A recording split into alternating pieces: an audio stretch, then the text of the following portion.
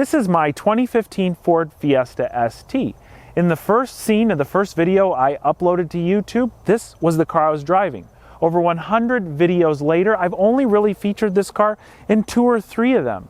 This is the first car I ever rebuilt, and it's been a popular request from you guys to tell the story of it, where I got it from, and how I went from buying it at auction all the way to rebuilding it and making it road legal. Now, I first saw this car on Copart's website. It looked just like this.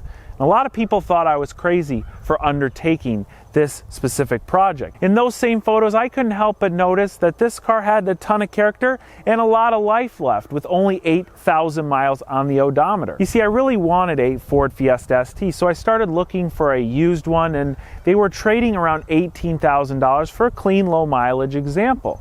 And I couldn't justify it, being that it was going to be my secondary car. I had seen rebuilt cars and salvage cars, but I knew that they all pretty much originated from Copart, and I always wanted to go ahead and just buy one myself to rebuild, but I was always under the assumption that you had to hold a special license or be a dealer to buy from Copart. And that's actually not true. We'll talk more about that in a moment, but after I found out I didn't need a special license to bid on this car, I immediately signed up on Copart's website, added this car to my watch list, and anxiously waited the day it came up for auction. After a successful $3,000 winning bid on this car, Copart quickly became my favorite new place to go car shopping. Pretty much every single evening, I go on Copart's website and I look at all the new listings and all the cars I'm interested in and add them to my watch list. And I try to hold back from bidding on every single one of them, just picking out the few that I really want, because there's just too many of them. Now, Copart doesn't just have damaged cars, they also have clean title cars, they have donated cars. They don't just have cars, they have semi-trucks, and they have ATVs, they have motorcycles, pretty much anything that is a vehicle Copart has. And I encourage you to check them out at the link in the description box below. After paying for the car, I scheduled shipping from Georgia here to Florida, a very short trip. It arrived in a couple days. And, well, that's when the fun began. Now, before we go any further, I want to address one question I get on a daily basis, and that is, how are you buying a car from Copart if you're not a dealer or you don't hold some sort of special license? Well, it's very simple. You go here on Copart's website, and when you go down to help with licensing, it brings up this map. This is extremely helpful. In a nutshell, this map is telling you exactly where you can and can't buy cars from without holding a business license or being a dealer. In the case of the Fiesta ST, it came from Georgia, and when you click on the state of Georgia, it tells you that without business licenses, private individuals buying in Georgia may purchase boats, jet skis, snowmobiles, and salvage title vehicles on their own, but need to go through a broker for all clean title vehicles. Now, when we click on my state of Florida and look at the requirement, it shows a yellow light, and it says without a business license, you'll need a broker's help to bid on clean and salvage title vehicles. You can bid on pretty much any vehicle you want. You just have to reach out to a broker. It's something we've discussed many times in previous videos. Now, these are some photos I took of the Fiesta ST shortly after it was delivered. As you can see, the front end is trashed. Look at that frame rail and look at how it's bent over to the passenger side. That's something that, well, I just really didn't know about or understand, is the importance of a straight frame rail. How about the radiator condenser setup? How about all the plastic pieces that are cracked in the engine bay? This car did require a lot of work. All I knew is that I wanted to disassemble everything that was broken, so within about an hour and a half to 2 hours, the front end looked like this. I had pretty much all of the major damaged pieces out of the engine bay. But there were still many little broken connectors, hoses, lines, you name it. There was damage everywhere. The next thing I had to know was whether this car started or not. And as you can see from this photo, the ground cable to the battery was severed. And I was completely puzzled as to why, but after discussing with many different people, they told me that the fire department will cut a battery terminal after an accident so that the engine doesn't keep running and there's no fire or any sort of hazard. After making sure everything was wired up and hooking up a battery jumper box, the car did start. And it gave me such great confidence knowing that I paid $3,000 for this car plus all the the additional fees. I'm going to get this car running and I'm going to have a Fiesta ST for a fraction of the price. But things just weren't that straightforward, especially those two front frame rails. I knew that those had to be repaired before I went ahead and did the other repairs on this car. I started calling all the different body shops I found with an online search, and most of them wanted me to bring the car to them in order for it to be looked at and appraised. And when I told them I really couldn't just bring it to them because it was inoperable, they asked me to send photos. Once I sent the photos to a few of the first body shops, they looked at it and said, no way, since you're paying out of pocket, you're not insurance, we don't even want to deal with that job because it will be too time consuming and it won't be advantageous for us to take it on. And that's when I learned pretty quickly that unless you've got a minor paint repair or something like this, most of these major collision shops just do insurance jobs. But anyway, I felt like this car was never going to be repaired. Nobody would repair those front frame rails. So I went ahead and I traveled to a local body shop where I pulled out my phone and I showed him the photos that you guys just saw, and I asked the question, can this be repaired? And his answer was, that can absolutely be repaired.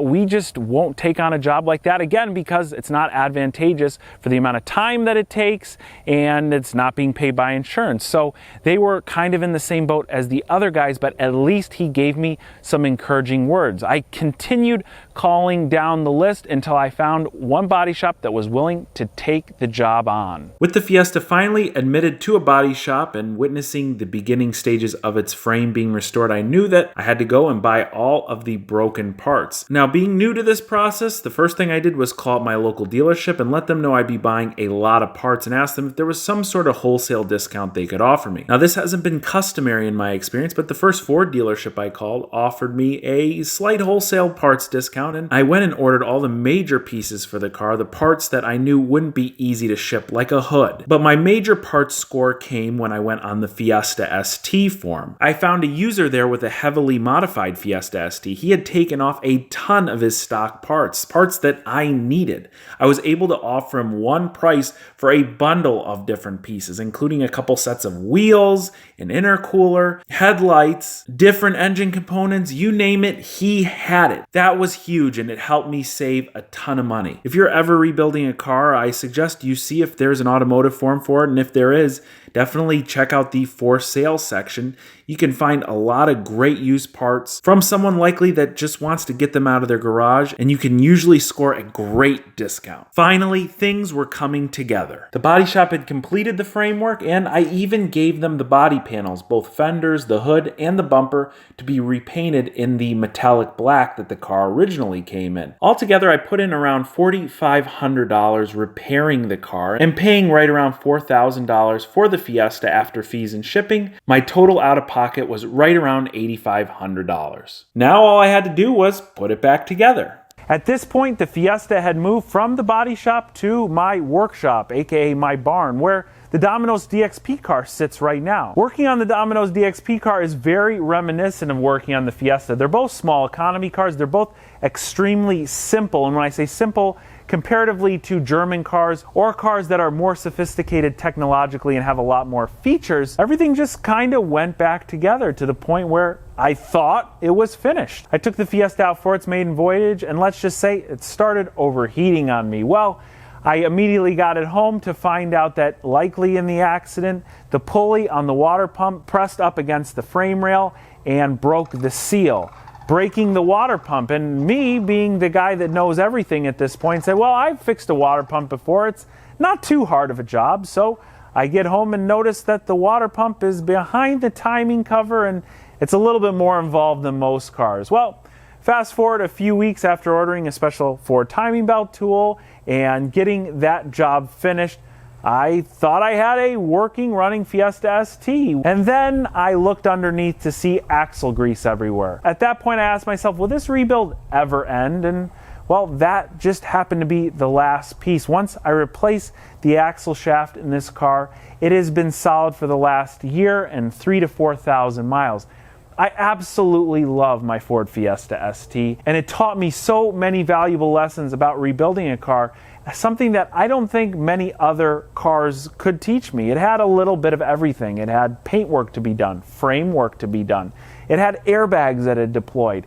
This was all around a great learning project. And now a handful of cars later, people still think I'm a little crazy, but with this $525 Domino's DXP car, the donor Chevy Spark behind it, this hobby has really turned into a passion. Would I ever rebuild that Fiesta ST again? For the time and $8,500, it was a fantastic experience. Now that I've done this a few times over, when it comes to an economy car, I'm a big fan of buying two cars, using one as the donor and one as your main rebuild vehicle. And that way, when you're done, you can take those parts from the donor car and resell them online, recoup a lot of the money you put in to the rebuild car. Well guys, I hope you enjoyed hearing the story of my first rebuild project, the Ford Fiesta ST. If you have any questions, be sure to drop them in the comments section below. I always like to hear what you guys have to say. And make sure you check out Copart's website in the description box below. They definitely have your next rebuild project waiting for you, or just an inexpensive daily driver car. They've got